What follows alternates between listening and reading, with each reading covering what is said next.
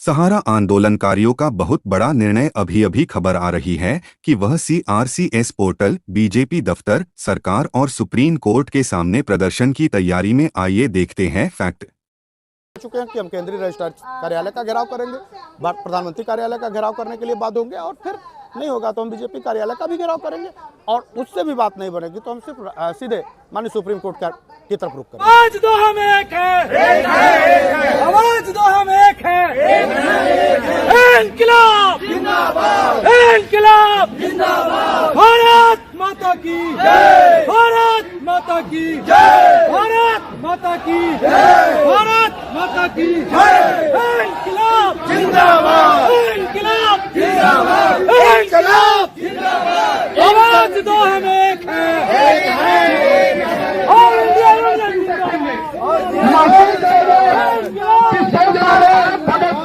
होना शुरू हुआ। देश के 10 करोड़ निवेशकों का ये पीड़ा है, ये दर्द है।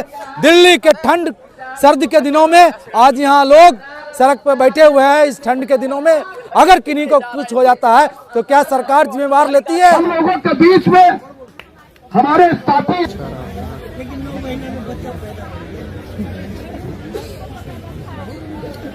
अच्छा आप बैठ जाइए। इन जो वाहन हैं वो सच बोल रही हो, लोग उनको दूसरा समझ रहे हो। बैठिए, कुछ मीडिया यहाँ अगर होगी, सच है तो हम सभी लोग भी आपके जैसी वेदना से पीड़ित हैं, दर्द से पीड़ित हैं, आपके साथ हैं। निश्चित तौर पे आज हमारे बीच में एक साथी हैं जिनका अमित शाह ने 5,000 करोड़ रुपए की घोषणा करी कि पोर्टल के से सभी लोगों को मिलेगा। ना उनका पोर्टल और ना वो स्वयं उनके दावे, सब दोनों के दोनों फेल हो गए हैं। गरीब और भी गरीब हो जा रहे हैं, पैसे का भुगतान नहीं हो पा रहा है।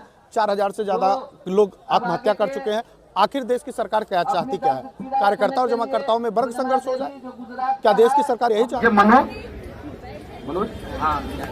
मनोज यादव, देखिए परिस्थितियां ऐसी हैं, जब देश का स्वाभिमानी व्यक्ति बोलता है वो जाति धर्म से दूर होने की कोशिश करता है, वो अपनी जाति बताने में भी संग महसूस करता है, क्योंकि वो हिंदुस्तानी है। मैं इनको हिंदुस्तानी, मनोज हिंदुस्तानी से के रूप में कहूं तो कुछ अतिशोक्त नहीं होगा। तो हम सभी लोगों ने कहा कि घर में भगत सिंह निकलने शुरू हो गए हैं और ये आग अगर निकल रही है तो मुझे लगता है कि जो सल्तनत चलाने वाले लोग हैं उनको कुछ समझने की जरूरत है, उनको कुछ आत्ममंथन करने की जरूरत है और ये सच को सच सुनने का साहस करने की जरूरत है कि आखिर प्रत्येक हिस्सों से चंद्रशेखर आजाद और सरदार भगत सिंह क्यों निकल रहे हैं। मुझे लगता है कि सारा प्रबंधन के साथ सरकारें और न्यायपालिका कार्यपालिका सब मिली हुई है, बंदर बांट कर रही है पैसे का। रहे हैं कि बांटना चाहते हैं, कहाँ गया वो पैसा जो 5,000 करोड़ रुपए अभी तक नहीं बट पाया? वो चुनाव के समय 1 महीने के लिए, 1 महीने के अंदर बांटने के लिए कह रहे थे। 9 महीने हो गए, उसके बाद एस्क्रो अकाउंट में जाने वाला। जब बोलना शुरू किया तो बोले कि अब थोड़ी देर बाद मिलेगा, फिर चुनाव आ जाएगा, फिर ये दावे को आगे कर देंगे और उसके बाद बंदर बांट ना देखने लगे। और निश्चित तौर पे कुछ तो है जो गड़बड़ है और लोगों को सरदार भगत सिंह की प्रेरणा के रूप में याद दिलाती है। 100 साल तक लोगों ने गांधी जी को याद किया। जनगण मन अधिनायक जय हे भारत भाग्य विधाता कहते हम लोगों को बीता है। और अब क्यों कहने की याद जरूरत आ गई कि सरफरोशी की तमन्ना अब हमारे दिल में है, देखना है जोर कितना बाजुए का दिल में है। आखिर क्यों आ रही है भाई? आप मंथन करिएगा सरकार, बड़े बिना किसी औपचारिकता के साथ। उम्र में छोटे हैं, हमारे भाई हैं, लेकिन बहुत क्रांतिकारी हैं झारखंड से। आप आए हैं, आप हमारे मुख्य अतिथि और चीफ गेस्ट। मैंने इस नाते कहा कि नौजवान हैं, इन्हीं के कंधों पे हम सभी साथी अपनी ये बागडोर भी संभालते हैं, क्योंकि हमने बहुत मेहनत करी, लगातार लोगों को जगाने की कोशिश करी। कुछ लोगों की जमीरें मर कर गई हैं, कुछ लोगों के ईमान मर चुके हैं, लेकिन 13 करोड़ लोगों की जानों में जान तब आ सकती है जब कोई नौजवान आए। अगर वो आएगा तो निश्चित तौर पर कोई इतिहास पुरुष बनता है। ऐसे ही तमाम इतिहास पुरुषों को हम लोग खोजते खोजते भाई मनोज जी के पास तक पहुंच गए हैं।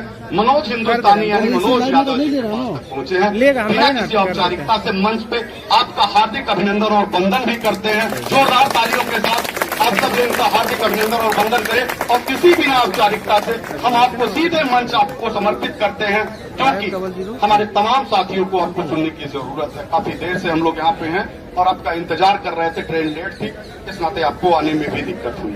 बहुत किसी औपचारिकता, क्योंकि मंच बेच डालेंगे, तमाम तरीके से अपने होटल्स और हॉस्पिटल बेच डालेंगे, तब अंतिम में क्या करेगी सरकार? जब वो सारी कार्रवाइयां खत्म हो जाएंगी तो क्या कर लेगी? हम आए हैं सरकार से विनती करने की पैसे दीजिए और देश के निवेशकों के साथ न्याय करिए। मेरा नाम मोहित कुमार है, संयुक्त ऑल इंडिया जन आंदोलन संघर्ष न्याय मोर्चा का प्रदेश अध्यक्ष हूँ। विगत कई वर्षों से सहारा इंडिया भुगतान को लेकर के पीड़ा है। ये पीड़ा देश के विभिन्न राज्यों से लेकर के आज दिल्ली तक पहुँची हुई है। इसके पहले भी दिल्ली में हम लोगों ने कई बार आंदोलन किए हैं। अंतिम प्रयास को लेकर के देश भर के निवेशकों को जो है आवाज़ लगाई गई थी कि आइए पीड़ा को हम लोग आज समापन करें, क्योंकि विगत कई वर्षों से लोग जो है काफ़ी आहत हो चुके हैं, तिल तिल से लोग मर रहे हैं, कई घटनाएं घट चुकी है। बिहार में मैं बात करूं तो बिहार में लाखों बेटियां हैं जिनकी सहारा इंडिया से पैसा नहीं मिलने के कारण शादी नहीं हुई। बीमारी के हालात में कितने लोग काल के गाल में समा गए हैं और लगातार घटनाएं घट रही है। घटनाओं को दबाया भी जा रहा है, ना तो राज्य सरकार और ना तो केंद्र सरकार इसको लेकर के ठोस पहल कर रही है। केंद्र सरकार पिछले कई महीने पहले कुछ भरोसा दिए थे कि सहारा रिफंड पोर्टल में आप आवेदन कीजिए और आपको पैसा मिल जाएगा, लेकिन आज बीते 9 महीने के बावजूद भी आज किसी को धनराशि मिली नहीं है। ये पोर्टल के नाम पर सिर्फ छलने का प्रयास किया गया था, जबकि पोर्टल को लेकर के माननीय सहकारिता मंत्री अमित शाह ने कहा था कि सिर्फ आप अपना Aadhaar card, pan card, bank account और सहारा के मूल प्रमाण पत्र को अपडेट कीजिए, हम आपको पैसा जो है 45 दिन में 10,000 रुपया और फिर उसके बाद शेष आपकी राशि दी जाएगी। लेकिन 45 दिन की क्या बात करें हम, आज 9 महीने बीत चुके हैं लेकिन यह धनराशि किसी को मिली तक नहीं है। तो सरकार का क्या इरादा है कि वो पैसा देना नहीं चाहती है, कोई प्रॉब्लम आ रही है? सरकार गमन करना चाह रही है। पहले तो सरकार बोली कि निवेश कि कोई डाटा नहीं है, जब डाटा 2 करोड़ से अधिक आया तो आज सरकार उसमें त्रुटियां निकाल रही है कि आपका ये आईडी इनवैलिड है, आपकी पहचान सही नहीं है। ये आधार का प्रमाण का पहचान देने वाले खुद केंद्र सरकार, आज उसी आधार को झुटलाया जा रहा है, सहारा के बॉन्ड पेपरों को झुटलाया जा रहा है, पहचान को झुटलाया जा रहा है। तो कैसे क्या करे लोग अपनी पहचान के रूप में आधार, पैन, बैंक अकाउंट और सहारा के बॉन्ड पेपर उन्होंने दिए, अब वो कौन सा पहचान दे? उसके बाद भी सारा केंद्र सरकार रिफंड पोर्टल के माध्यम से उसको मैसेज आ रहा है कि ये आपका जो है दस्तावेज अधूरा है, ये आपकी त्रुटियां हैं, आपने पैसे कहां से लाए जो आप 2 लाख 5 लाख रुपया सहारा में निवेश किए। अरे भाई, सहारा में लोगों के 15 साल 20 साल के पैसे हैं। अब कोई भी व्यक्ति 2 लाख 5 लाख रुपया अपने घर परिवार के लिए नहीं रखेगा। वो 5 लाख रुपया 10 रुपया 20 रुपया करके उन्होंने जमा किया है और 20 साल से अगर किन्हीं का भुगतान नहीं हुआ तो क्या वो पैसा 5 लाख 10 लाख 20 लाख नहीं होंगे?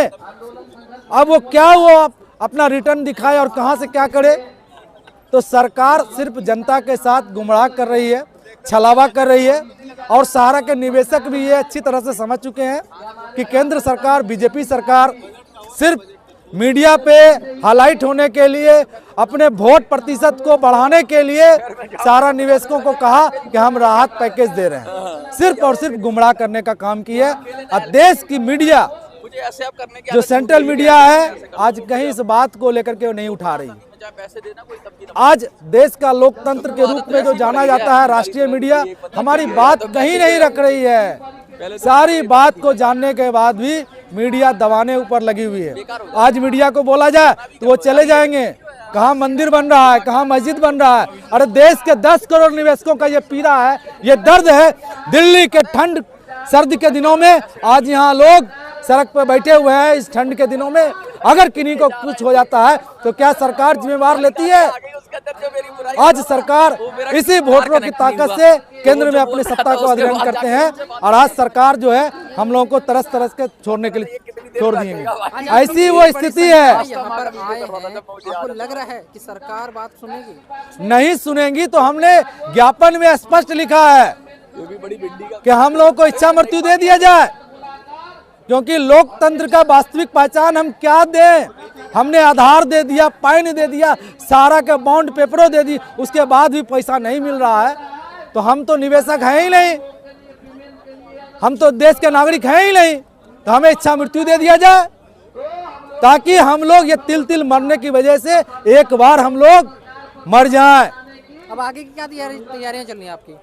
हम तो ये सोच के आए हैं कि जब तक सरकार संपूर्ण भुगतान को लेकर पहल नहीं करेगी तो दिल्ली से हम जाएंगे नहीं, चाहे इसके लिए हमें अपना जान ही क्यों ना देना पड़े। तो अब दिल्ली में अब यूं ही धरना चलता रहेगा? ये हम यूं ही बैठे रहेंगे नहीं है, ये हमारा हक है और अधिकार है जो नहीं दिया जा रहा है, इसलिए यहाँ पे हम आए हुए हैं। और जब तक हक और अधिकार और न्याय नहीं मिलेगा हम दिल्ली छोड़ेंगे नहीं। आपका हार्दिक अभिनंदन और वंदन भी करते हैं। जोरदार तालियों के साथ आप सब इनका हार्दिक अभिनंदन और वंदन करें। और किसी बिना औपचारिकता से हम आपको सीधे मंच आपको समर्पित करते हैं, क्योंकि हमारे तमाम साथियों को आपको सुनने की जरूरत है। काफी देर से हम लोग यहाँ पे हैं और आपका इंतजार कर रहे थे, ट्रेन लेट थी, इस नाते आपको आने में भी दिक्कत हुई। बहुत किसी औपचारिकता, क्योंकि मंच पे आज पहला दिन और पहला कार्यक्रम है, आप आए हैं और मुझे आशा और उम्मीद है कि हमारी लड़ाई के साथ अंतिम दौर तक बने रहेंगे। ये लड़ाई जीती भी जाएगी, मुझे ऐसी उम्मीद है।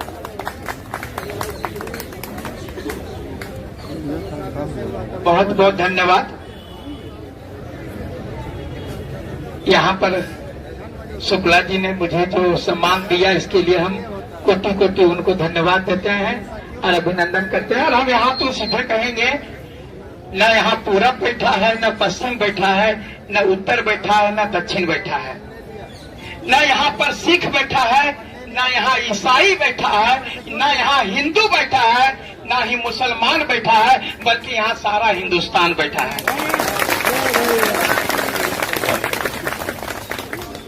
और मैं ये कहूंगा कि हिंदू, मुस्लिम, सिख, ईसाई आज जितना पैसा हम दिए हैं उसको जोड़ के लेंगे पाई पाई।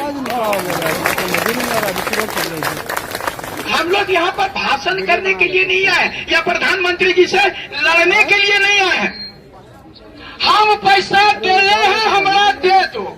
सीधा जिस ब्रांच में मैंने पैसा जमा किया उसी ब्रांच से हमारा भुगतान होना चाहिए, नहीं तो अभी हम लोग मांग रहे हैं। खाता खाटी बोल रहे हैं ना भाई, हम खाता खाटी बोल जहाँ देखिए हम झारखंड के हैं, हम झारखंड से हैं और हम लोग को धौल फांस नहीं आता है।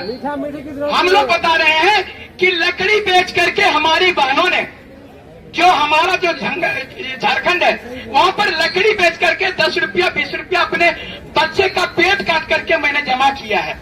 और इसीलिए कि कल आएगा तो मेरे बच्चे का भविष्य अच्छा होगा, मेरे परिवार का भविष्य होगा।